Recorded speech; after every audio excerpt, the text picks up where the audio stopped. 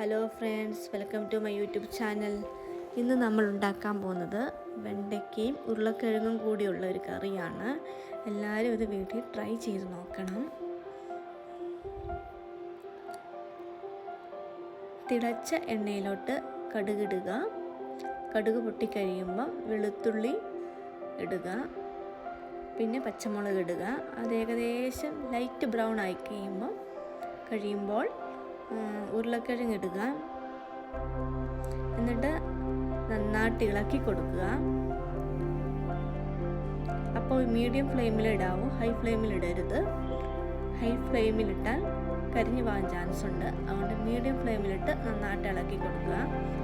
അത് ഏകദേശം കുറച്ച് നേരം ഇളക്കി കൊടുത്തിട്ട് ബ്രൗൺ കളർ ആകാൻ തുടങ്ങുമ്പോൾ, ബ്രൗൺ കളർ ആകണമെന്നില്ല, അതിന് മുമ്പേ സവോള ഇടുക. സവോള ഇട്ടിട്ട് ഇളക്കി കൊടുക്കുക.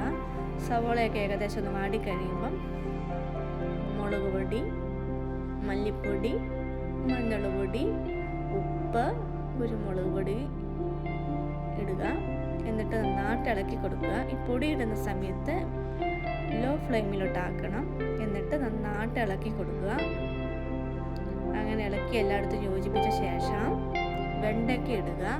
വെണ്ടയ്ക്ക ഇടുന്ന സമയത്ത് നമുക്ക് മീഡിയം ഫ്ലെയിമിലോട്ടാക്കാം. എന്നിട്ട് നന്നായിട്ട് ഇളക്കി യോജിപ്പിച്ച് കൊടുക്കുക. അങ്ങനെ കുറച്ച് നേരം നന്നായിട്ട് ഇളക്കി എല്ലായിടത്തും ആക്കി നന്നായിട്ട് യോജിപ്പിച്ച് കൊടുത്ത ശേഷം നമുക്ക് മൂടി വെക്കാവുന്നതാണ്.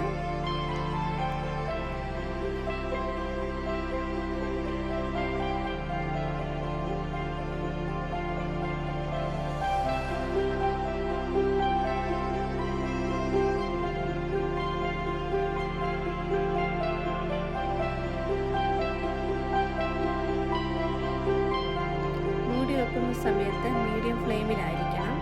എന്നിട്ട് ഇടയ്ക്കെല്ലാം നമ്മൾ തുറന്ന് ഇളക്കി കൊടുക്കേണ്ടതാണ്, അല്ല അടി പിടിക്കാൻ ചാൻസ് ഉണ്ട്.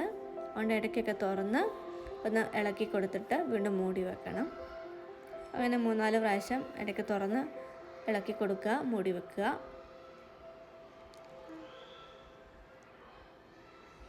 ഇപ്പം എനിക്ക് ഉപ്പ് ഇത്തിരി കുറവാന്ന് തോന്നിയുകൊണ്ട് ഞാൻ കുറച്ചും കൂടി ഉപ്പിട്ടതാണ്. അങ്ങനെ ഇടയ്ക്ക് തുറക്കുക, ഇളക്കി കൊടുക്കുക. അങ്ങനെ ഏകദേശം നന്നായിട്ട്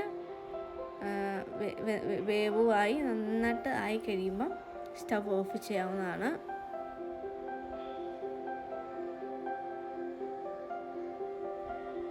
ഏകദേശം നല്ലൊരു പരുവത്തിലായി കഴിയുമ്പം ചെറിയ തോതിൽ നമുക്ക് എണ്ണ തെളിഞ്ഞ് കാണാവുന്നതാണ്. അപ്പോൾ നമുക്ക് മനസ്സിലാവും നല്ല കറക്റ്റ് വേവും കറക്റ്റ് ഇതിലായി. ഇത് കാണുമ്പോൾ നിങ്ങൾക്ക് മനസ്സിലാവുമല്ലോ.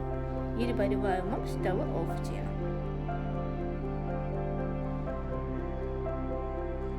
എല്ലാവർക്കും എൻ്റെ ചാനൽ ഈ വീഡിയോ ഇഷ്ടപ്പെട്ടു എന്ന് കരുതുന്നു. ബൈ.